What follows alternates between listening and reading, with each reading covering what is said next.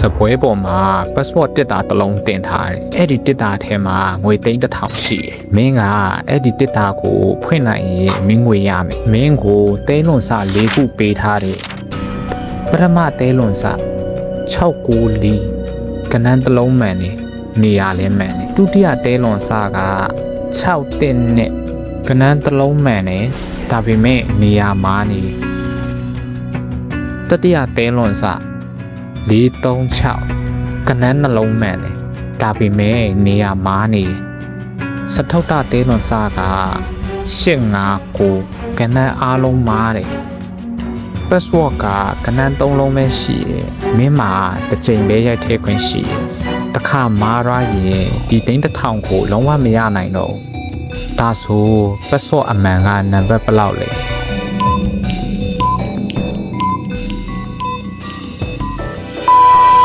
အဖြေကို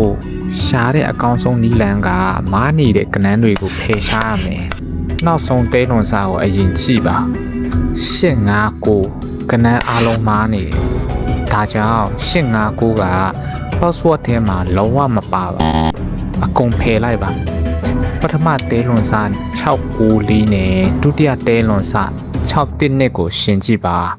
အဲ့တဲလွန်စာနှစ်ခုလုံးထဲမှာကနန်း6ပါတယ်ပြီးတော့နှစ်ခုလုံးကပထမနေရာမှာရှိနေတယ်အခုစဉ်းစားရမှာက password ထဲမှာ6တာအမှန်တကယ်ပါခဲ့မယ်ဆိုရင်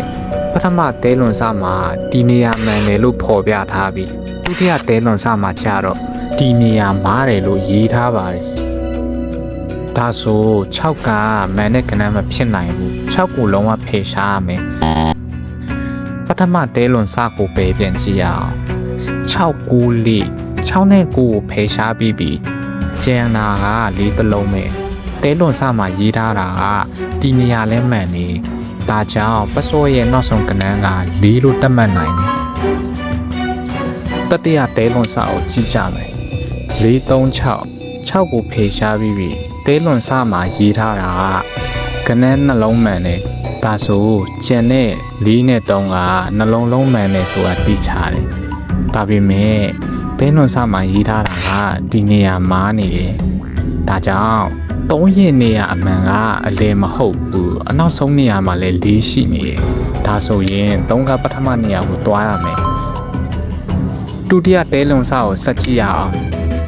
6တင်းနဲ့6ကိုဖယ်ရှားပြီးပြီကျန်တာကတင်းနဲ့တဲလွန်စမှာရေးထားတာကဏ္ဍတစ်လုံးမှန်နေဒါပေမဲ့ဒီနေရာမှာနေအခုတစ်ကိုမှန်နေလို့ယူဆရင်အလဲမှာမဖြစ်နိုင်ဘူးပထမနဲ့နောက်ဆုံးကိုတွားရမယ်ဒါပေမဲ့ပထမနေရာမှာ3ရှိနေနောက်ဆုံးမှာလည်း4ရှိနေဒါကြောင့်တစ်ကမားနေသူ့ကိုဖယ်ရှားလိုက်မယ်အခုနှစ်တစ်လုံးပဲကျန်တော့တယ်တဲလွန်စမှာရေးထားတာကဒီနေရာမားနေဒါကြောင့်နောက်ဆုံးနေရာမဖြစ်နိုင်ဘူးနေရာအလွတ်ကအလဲနေရာတစ်ခုပဲကျန်တော့တယ်နှစ်ကိုအလဲမှာထည့်လိုက်မယ်ပေါ့က3နဲ့4မင်းအခုချက်ချင်းတစ်တာကိုဖွင့်နိုင်ပြီးငွေသိန်း1000ကိုယူနိုင်ခဲ့ဒီဂိမ်းကတင်ပေးခဲ့တဲ့အတိကအကြောင်းအရာကအရာအလုံးကိုစုပေါင်းမတွက်ပါနဲ့